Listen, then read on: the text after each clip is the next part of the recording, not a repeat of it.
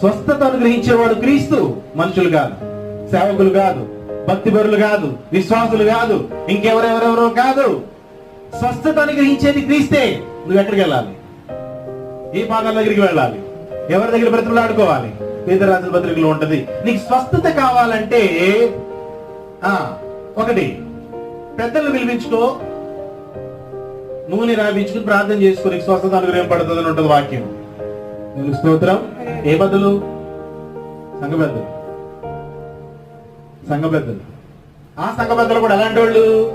నీతిగా, పరిశుద్ధంగా, యథార్థంగా, మంచి పేరు, మంచి సాక్ష్యం కలిగిన వారే ఉండాలి. వాళ్ళు కూడా సంఘ పెద్దలు కదా అని చెప్పానని ఎవడు పడతాడు సంఘ పెద్ద అని పెట్టేసి కూర్చోబెడితే ఇక్కడ ఇది అవడానికి లేదు. అపోస్తుల గారి గ్రంథులు అంటాడు, 7 ఎన్నుకున్నారు, వారు పరిశుద్ధాత్మ చేత నింపబడిన వారు, మంచి పేరు కలిగిన వారు, మంచి సాక్ష్యం కలిగిన వారు. అలాంటి పెద్దలను